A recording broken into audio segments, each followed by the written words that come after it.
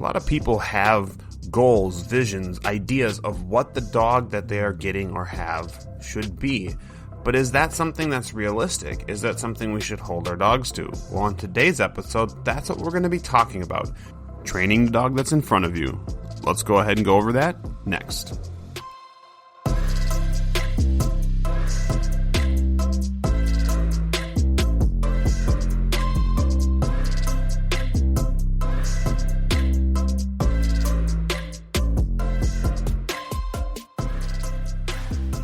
Hey guys, what's up? This is Jake from OnDogTrainingAcademy.com. We're an online dog training business. If you're looking for a course, if you're looking for webinars, if you're looking for one-on-one lessons, like if you're listening to these podcasts week after week, and I sure hope you do, and if you do, I appreciate it, and you go, you know what, I would really like to talk to him more, ask him questions, specific questions, maybe something about your own dog, and get some training advice.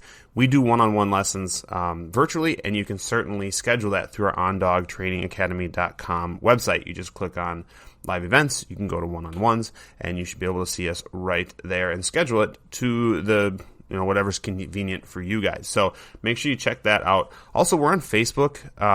We have a couple pages there. We have our Learn, Laugh, Bark podcast page. We have our On Dog Training Academy page, and both of those places you can go on. You can leave comments. You can let me know what you'd like to hear.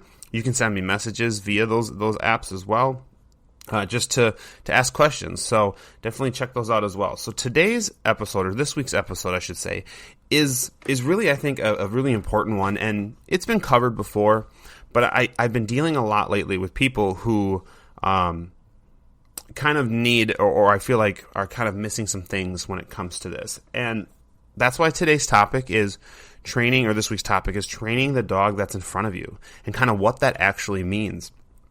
When I think of training the dog I have in front of me, it really brings me back to my own dogs. So the first dog we ever got when we moved out and started living on our own was a Basset Hound named Copper. Now, I loved Copper. He lived to be almost 12, but he was a Basset Hound, right? So you talk about a dog who's a little more stubborn, a little more headstrong, was super smart. Like I always tell people, you can think your dog is dumb, but if it's because they're not listening, and it normally is more because the dog has figured out how to manipulate you more than your dog is just being stupid.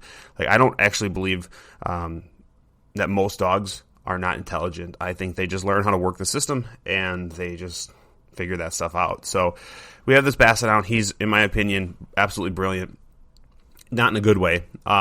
Very headstrong, like I said. He learned how to challenge us. He learned how to try and mess with us. And, it took a while to get him to a point where we really enjoyed him, like constantly enjoyed him, and then we went out and we got another dog named Cato. Cato was a Belgian Malinois. He unfortunately passed away at 4.5 to cancer. He got bone cancer. But in those 4.5 years, I learned a ton from him. He was my first sport dog, and so what I was able to do is start to learn the sport that I am still currently super passionate about. But my training that I did with him and with Copper were so different. I'm dealing with one dog, a Malinois, who's very smart, high energy, and willing, to a dog, and another dog who's a Basset Hound who's smart but stubborn and less willing to do the things I want him to do. And so I couldn't go into that approach the same. And that to me was super obvious, right? Like, I was like, okay, well, two different breeds, whatever. Like, that makes a lot of sense. But what happens when you have the same breed? All right, so Cato dies, and it took about 1.5 years, almost 2 years before we felt ready, because Cato was our world. When we felt ready to get another dog. We had Copper still, but bring another dog into our family. And when we finally did, we picked a breeder, we did the research, whatever. We brought in another Malinois because we just absolutely love that breed. And his name is Luda. He's still currently here. He's 6. He's awesome. And when I first got him getting into the training, obviously, as anybody who does any sort of sport work or anything with their dog could probably agree to this, you have ideas. Like you've learned from mistakes you maybe made in the previous dog, and you're like, okay, well, I'm going to do this differently. But if you have just pet dogs, and let's say you're going from one pet dog to the other, let's say you're going from a lab to a lab, or even if you're switching breeds, all you're wanting is just a good dog. Well, the hard thing, and I even struggled with this at times with Luda, is trying to compare the two dogs together. Now, I'm not saying you can't. I still, to this day, will go, okay, well, I'm looking at Kato, and the sport I do is called Mondio Ring. So I look at Kato, and I'm like, as a Mondio Ring sport dog, Kato was way better than Luda. But as an all-around dog, I like what Luda brings to the table more than what Kato did.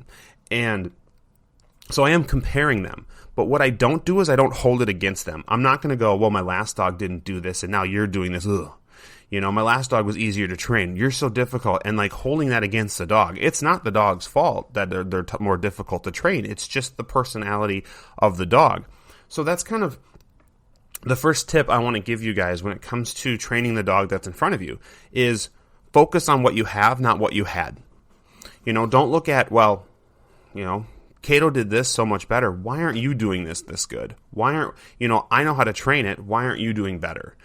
Maybe he just doesn't have it in him to be the level that the other dog was. Maybe he's, you know, maybe your dog, your new dog compared to your old dog is way more hyper. At the same time, maybe you forgot, especially with puppies, maybe you forgot how much work your older dog was. Because, I mean, they call it puppy amnesia for a reason. We forget sometimes how much work goes into raising a puppy. We don't, because we literally do it every year with client dogs. But a lot of people seem to forget, you know, if you go 10, 12 years without getting a puppy, suddenly you get a puppy and you're like, my last dog wasn't this hard. Maybe it was and you just forgot. But focus on what you have in front of you. Don't be so focused on what your other dog did great. Focus on the dog you have and how you can get your dog to a point that you enjoy your dog.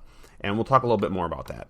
I think a big tip when it comes to training the dog in front of you isn't, again, holding it to a standard of what your other dogs were. It's understanding your dog. You know, understanding what you have excuse me, what you have in front of you, right? So if you look at your dog and you know your dog's strengths, you know your dog's weaknesses, and then you can come up with a plan on how am I going to address these? How am I going to work on these? Is there things I can do to take something they're doing really good and tie it into something they're not good at to make that thing that they're not good at kind of grow and catch up? You know, I'll give you a really good example. So Luda, one of Luda's kryptonites are children. We don't have kids, so he doesn't get around a ton of kids very often. So when he is around kids, being a herding dog, being a high drive dog, he sees the kids and it's a lot of energy for him and it's a little bit stressful for him to have to be around them. And he won't like outwardly go crazy, but he does a lot of leaning on me, a lot of indications that he's uncomfortable. He'll low level growl just because he's nervous. You know, I don't let kids approach him just because of this reason, because he's uncomfortable and I'm not going to put him into a situation that I think could set him up for potential failure. So what I started to do is I came up with a plan. Okay, well, what's one of his weaknesses? Children. What's one of his strengths? Playing with toys. Now, you might go, well, the logical connection there is then to have kids play with toys, and I don't agree with that. My connection was I'm going to take his favorite toy, I'm going to go somewhere with something he doesn't like, so children. So I'm going to go to a park. I'm going to be very far away from them, and I'm going to start playing with him. I'm going to do something that's fun. This is the same thing I suggest to people if they have dogs who have like phobias to thunder and stuff. Associate something great with something that's not great to build up the thing that's not great. Now, the important thing that I'm doing here is I'm making sure that the thing that is great kind of trumps the fear or trumps the issue, right? So, you know, I'm not going to say, well, be around kids and then he enjoys doing healing, so I'm going to make him heal around kids. Yeah, healing's fun for him, but it's not like high value enough where he's going to like forget about the kids or something. So I'm trying to tie these in together. But what it does is it's teaching me to really recognize what my dog does well and what my dog doesn't do well. Again, I'm not going to hold him to the standard of Kato, where, well, I could have Kato around other dogs. I traveled to Italy with Kato, and he did fine. We took him to a lot of different events and a lot of different things, and he handled it just fine. Well, why can't Luda do that as well? You know, I'm not doing things like that. I'm looking at the dog in front of me, and I'm figuring out the strengths and weaknesses, and I'm trying to make them work to get to whatever goal I might have with it. The other thing too is like be willing to kind of bend and flex I like to have a plan, so I'll develop a plan when I get a puppy. I'll develop a plan. I'll go into it. I'll be like, okay, this is what my goals are with the dog. But I always say when I go into these things, if my dog doesn't like X, I will shift. And what I mean by that is like, okay, so again, Mondio Ring is my sport. It's what I love to do. But I said time after time, I'm not someone who's going to what we call wash a dog because they're not a good sport prospect. The dog's going to be with me forever. If I get a puppy, it's with me for life. And I like that mentality. I suggest people have that mentality. Obviously, there's circumstances that don't allow you to keep the dog. You know, I'm not going to go into what that all could be, but there's a lot of different situations that could be that. But really, we go into it where it's like, this is our dog. For better or for worse, we're going to just do the best we can with this dog. But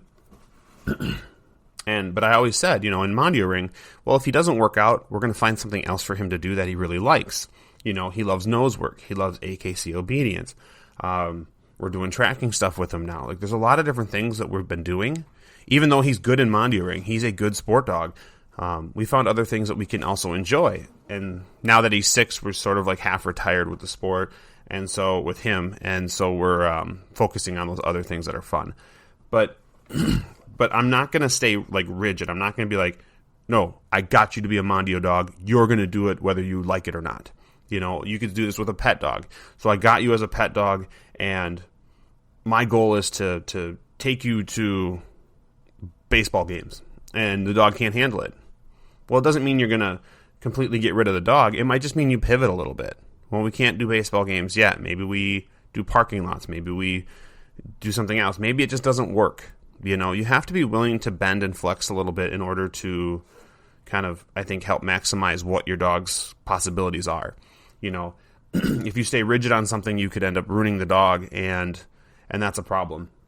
Take a dog like even when I come to like training styles, to me, training styles, this is a huge one. This is an absolutely huge one. And obviously we talk to and deal with a ton of dog trainers, and we all have kind of our processes. We all have like our steps, like how we train dogs, how we get them to do healing and sits and downs and all these different things, how we get them desensitized or counter conditioned to distractions, stimulations, whatever. And so but I do think it's important to have a process that you would like to go, a baseline of how you like to train things, but then be willing to shift if it's not working. Take, for instance, food. Like I train dogs with food. I do a lot of treat training and stuff like that. But what do I do if a dog doesn't like treats? I mean, I can't just continue to try and feed the dog. If the dog is saying, I'm not that interested in it, I need to come up with something different. Well, if the dog prefers toys over food, I'm going to shift. I'm going to use toys instead of food. If excuse me, if the dog needs less corrections, if the dog needs more corrections, I'm willing to shift and flex to these things and just kind of mold my training around what my dog needs. More so than, you know, like you'll have people that say, well, I'll never do X, Y, Z. I think saying you never will handicaps you to a point. I will never say I never will use X, Y, Z.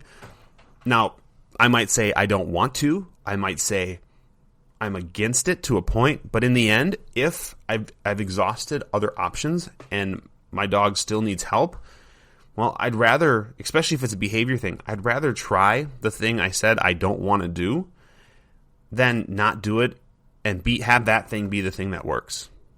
You know, I want my dog to thrive. And if it takes doing something that I'm slightly uncomfortable with or maybe don't completely agree with, well, then that's what I'm going to do.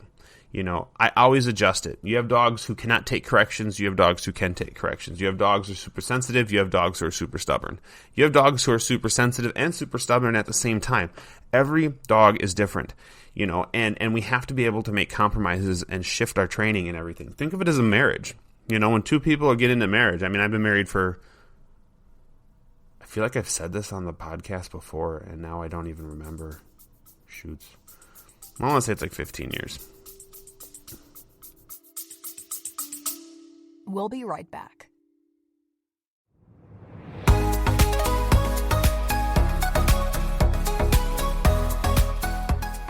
Hello, this is Panic. And this is Sarah. And you are listening to Music Elixir, a podcast between two friends discussing their favorite Asian artists and music.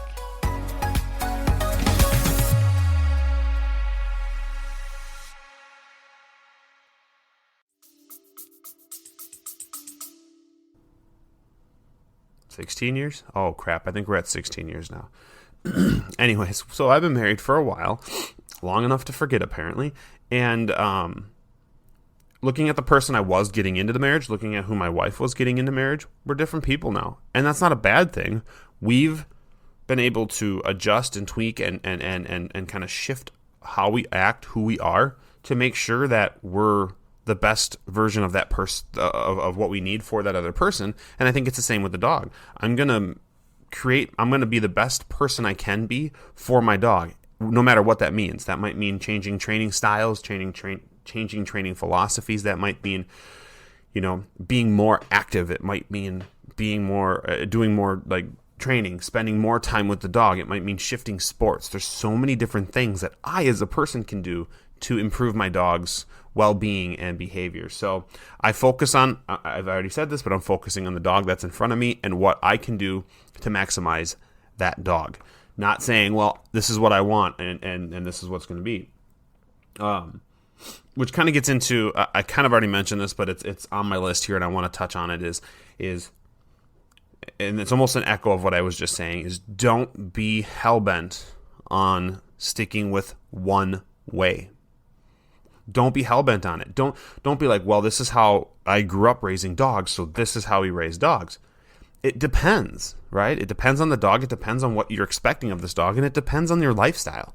There's so many things that are probably different than how you were growing up. Well, you lived on a farm, now you live in an apartment. Well, guess what? You can't train the dog the same way. You just can't. You went from having a Basset Hound to having, well, for instance, a Malinois. You can't train the same way. Not necessarily. They're just different dogs, different personalities, different energies. Things have to be adjusted and switched. And the last one then is stop holding your dog to a fake standard, what I would call. A fake standard is, well, okay, the best example, and this was something I didn't deal with growing up, but something you saw, and you still see it now, but maybe it's a little better, is like all these like fashion magazines, and you see these skinny models, right? And so people strive to be that. That was like their standard. Like, okay, I have to go be that person. And whether it would be just genetics or whatever, you weren't going to get to that point. You're not going to be that skinny model. That's not a bad thing. It's just understanding that might not be real for you. Don't hold yourself to that fake standard, because you're going to end up disappointed and depressed. And it's the same thing with dogs. I'm not going to hold a dog to a fake standard because I saw a dog on TV, or I've been on social media and I've seen these dogs doing all these fun tricks. Look, to get the dogs to do a lot of the stuff you see on TV takes a ton of work. To get dogs to do fancy tricks and all this stuff takes a lot of work and training. And maybe you either don't know how to train that, or you don't have the time, or maybe your dog just isn't that type of dog. I hate to say this, but I get this a lot with people who get dogs, say they rescue a dog, say whatever, and they get certain breeds and they're like, I want this to be my service dog.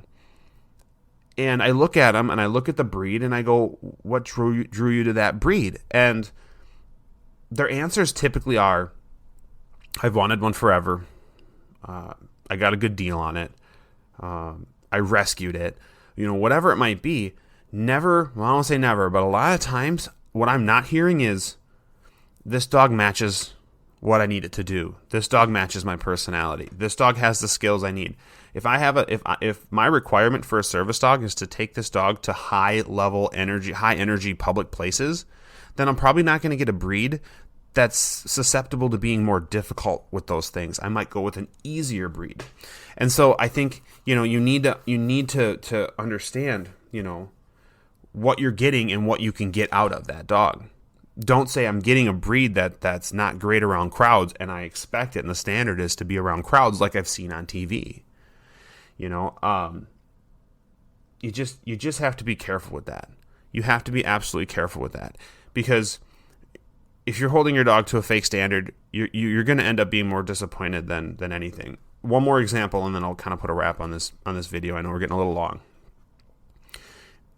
And this comes directly from my wife. We were talking.